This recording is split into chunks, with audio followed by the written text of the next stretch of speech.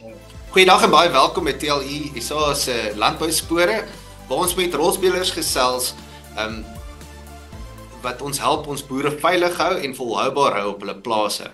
Vandag gesels ons 'n bietjie oor opvolgbeplanning en die oorname van die boerdery deur 'n seun by sy pa.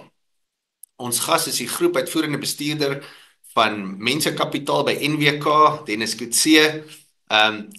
Ek gaan so 'n bietjie vir julle vertel wie hy is en wat hy doen. Hy vertolk 'n diverse rol by die NWK waar hy verantwoordelik is vir onder andere die bestuur van menslike hulpbronne, leierskapsontwikkeling, opleiding, arbeidsverhoudinge, beroepsveiligheid en transformasie. En dan is hy ook die voorsitter van die subsektor komitee wat oor graan is by AgriSeta en hy beskik ook onder andere oor 'n meestersgraad in industriële sielkunde en hy het ook al gewerk aan sy MBA daar by die Universiteit van die Vrystaat en hy het ondervinding in verskeie sektore en industrieë soos vervoer, vervaardiging en natuurlik landbou. Baie welkom Dennis en baie dankie dat jy tyd gemaak het om met ons te kom gesels daarvan uit die Noordweste. Baie dankie Sean, dit is altyd 'n voorreg om met kennis te deel wat 'n impak kan maak in mense se lewens. So baie dankie vir die voorreg. Baie dankie. Nou voor ons met vandag se onderwerp wegspring het ek kan jy ons dalk bietjie kortliks net bietjie oor NWK vertel? Julle is al amper so oud soos die TLI SA. Wat is die rol wat julle speel in ons boere se daaglikse lewens? Nou, ons beskou onsself as die funky oupa in die agri-industrie. So ja, ons het nog 'n baie groot rol in ons stap. As ons kyk na, jy weet, ons visie van die NWK is om jou dinamiese vennoot in 'n veranderende besigheidsomgewing te wees. En alles wat ons doen is juis om te probeer om die boer op die plaas te hou, om seker te maak dat hy kompeterend bly in die markte ook, en ons gee hom toegang tot verskeie markte. En ons bestaan meestal maar uit retail, handelswinkels, ons het ons siliekomplekse, ons het verfyningsaanleg in die oliebedryf, en ons het mekanisasie, insetverskaffing, weet ons kunsmis, vloeibare kunsmis, ons het 'n ooreenkoms ook met Omnia kunsmis te verkoop, agentskap daarvoor. So ons is 'n diverse rolspeler hier in die Noordwes, maar met 'n baie voetspoor ook verder as die Noordwesgrense. Ja nee, dit is duidelik dat julle lekker besig is veral in daai geweste. Dit bring ons dan nou by vandag se item waar ons wil gesels is natuurlik die onderwerp van hoe neem 'n seun by sy pa oor? Ek dink dis die kruks van die saak. Nou wil ek vir jou vra daaroor. Dis natuurlik 'n moeilike proses vir baie mense, vir beide pa en seun, om so 'n onderneming se leiersels oor te gee, maar ook oor te neem, né? Nou as is nou by menslike hulpbronne en natuurlik uitvoerende hoof van Mensekapitaal. Hoe sien u dit is daar enige raad wat u vir beide ouers en die seuns of kinders kan sê om hulle self voor te berei vir hierdie proses? Ja, dis regtig so 'n belangrike aspek. Jy weet, enige maatskappy, en ons as maatskappy ook, fokus baie op opvolgbeplanning. Dis hoe jy die onderneming weet aan die gang hou op die eind van die dag. Dis ook hoe jy seker maak dat die nodige kennis oorgedra word aan die volgende generasie, na die volgende ouers. Want op die eind van die dag gaan dit oor volhoubaarheid en om die onderneming te laat groei ook. So as mens kyk na, selfs boerdery, dis so belangrik vir ons voedselsekuriteit, en die behoud van sekere kundigheid. En dit, soos enige ding, moet dit maar beplan word. En as mens kyk na, die voorbereiding vir gesinne, toe ek die eerste artikel geplaas het, toe kry ek 'n oproep van 'n boer wat net vir my die volgende sê: ek is nou daar.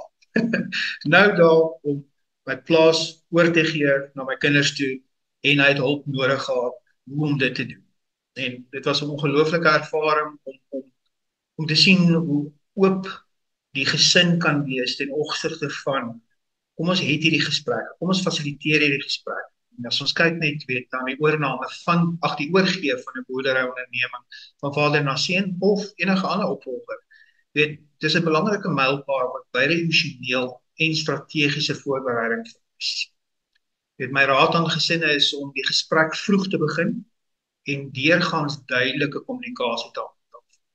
'n Gestruktureerde opvolgbeplanning moet ontwikkel word met duidelike tydlyne, verantwoordelikhede, finansiële strukture en natuurlik die verwagtinge ook. Ouers moet geleidelik besluitneming aan die opvolger begin oorgee, sodat hulle onder leiding en mentorskap waardevolle ervaring kan opdoen. Opleiding in finansiële bestuur, operasionele beplanning, leierskap is noodsaaklik om te verseker dat die volgende generasie die besigheid suksesvol kan bestuur en laat groei. Boonop is psigologiese voorbereiding noodsaaklik, vir beide die vader wat beheer moet prys gee en die seun wat die leierskaprol moet aanvaar. Oop besprekings oor die rolle, die grense, oor die gedeelde visie kan help om hierdie verwagtinge te bestuur en om spanning en konflik tydens die oorgang te verminder. Ja. Ek dink dit is waar wat jy sê, daai psigologiese ding kan nogal 'n groot ding wees. Iets so 'n bietjie daarin geraak, Dennis, maar wat is die groot slaggate waarteen hulle moet waak? Ten einde 'n konfliksituasie te beperk of natuurlik te in die proses om hierdie oorgang so soemloos as moontlik te maak. Sean, ek dink een van die grootste uitdagings tydens opvolgbeplanningsproses is om die emosies te bestuur. Veral die vader se huiwering om beheer oor te dra en natuurlik drang om verandering te maak. Om konflik te voorkom, sal ek voor met gesinne rolle vroegtydig duidelik maak. Bepaal elke persoon se rol tydens die oorgang om verwarring en misverstande te vermy. Die volgende gedeelte dink ek gaan oor finansiële en regsaspekte vroeg aanspreek. Sake rondom eienaarskap, erflatings, finansiële beheer kan 'n bron van konflik wees. Dit is 'n raadsaam om 'n regs- en finansiële adviseur te betrek om swaar oor te verseker. Die volgende aspek gaan oor generasieverskille te respekteer. Vaders het dikwels 'n tradisionele benadering, terwyl die seuns nuwe tegnologie en strategieë implementeer. Dis belangrik om daai balans te vind tussen die behoud van ervaring en die aanvaarding van innovasie. Die laaste ding wat ek nog 'n belangrike ding wat ek ook wil sê is, 'n geleide oorhandiging van verantwoordelikhede dink ek is krities. 'n skielike oordrag van beheer kan operasionele onstabiliteit veroorsaak. 'n fase gebaseerde benadering waar verantwoordelikhede stelselmatig toeneem, maak die oorgang meer effektief. En dan ook kommunikasie aan te moedig. Gereelde vergaderings tussen familielede en sleutelpersone help om daai bekommernisse te bestuur, doelwitte te belyn en om enige misverstande te voorkom. Ja, nee, ek kan dink dit is nogal 'n uitdaging. Die duidelike kenner op hierdie sagte vaardighede. Watter pile sou jy sê moet die boer in sy koker hê om hierdie moderne denkwyse te handhaaf waarvan jy nou net gepraat het? Ja, Sean, sagte vaardighede is eintlik ek wil eintlik vir jou sê, daai sagte is nie so sag. Dis gewoonlik waar verhoudings en allerhande goed in 'n besigheid fout gaan, is juis op die sagte vaardighede. Ja, maar om jou te antwoord, Sean, jy weet moderne boerdery, dit vereis meer as net tegniese kundigheid. Dit verg sterk leierskap en verseker aanpasbaarheid as mens kyk na die klimaatsveranderinge en pryse en alles wat in die omgewing gebeur. Volgens my die belangrikste sagte vaardighede wat 'n boer behoort te ontwikkel, sluit in, ek dink hierdie is 'n onmisbare een, dit gaan vir my oor emosionele intelligensie. Die vermoë om emosies te verstaan, te bestuur is uiters belangrik. Veral in die interaksie met werknemers, verskaffers en familielede. Hierdie vaardighede help om verhoudings te kan bou en te handhaaf, oop te wees vir konstruktiewe terugvoer en te groei deur dit wat kan bydra tot persoonlike en besigheidsgroei te kan toepas. Die volgende belangrike vaardigheid is kommunikasievaardigheid. Die effektiewe kommunikasie help om verwagtinge te bestuur, 'n span te kan lei en verhoudings binne die landbou waardeketting te bou. Verwoord jou verwagtinge maar wees ook oop om te luister en waar nodig aan te pas. Die probleemoplossing en aanpasbaarheid is die volgende. By die landboubedryf verander voortdurend weens markverskuiwings, klimaatverandering en tegnologiese vooruitgang. In hierdie volatiele en komplekse omgewing moet die boer ook wees verleer en om strategiese aanpassings te kan maak. Daar is verskeie raamwerke en metodologieë beskikbaar wat 'n mens kan aanwend om besluitneming, die probleemoplossing en strategiese denke te fasiliteer. 'n Baie belangrike een ook is leierskap en spanbestuur. Ek dink altyd dis boer is alleen. Jy het 'n span, hy het 'n familie, hy het werknemers. En soos boerdery 'n groter ondernemings word, raak die vermoë om te lei, te delegeer en 'n span te inspireer al belangriker. Jy verstaan jou eie leierskapstyl en verstaan ook die impak van jou gedrag op ander. Ons is geneig as leier baie keer almal dieselfde te hanteer, maar mense verskil. So leer ken jou mense en pas jou leierskapstyl aan om die beste uit elke individu te kry. En dan natuurlik, 'n bietjie van die harde aspek ook, jy weet sakevernuf is baie belangrik, finansiële bestuur, om strategiese beplanning te doen, risikobestuur, jy weet dit verseker die langtermyn volhoubaarheid ook van die onderneming. En dan, die wêreld gaan oor koneksies, met samewerking en netwerkvorming, die betrokkenheid by ander boere, jy weet landboukundiges, industrieleiers, jy kan deur oopmaak vir nuwe geleenthede en kennisdeling. Studiegroepe doen uitstekende werk, kennis te vermenigvuldig, en 'n mens moet bereid wees om ervarings te deel met ander. Dit is tot die verbetering uiteindelik van die boeregemeenskap in geheel en lei tot voedselsekuriteit praktyke.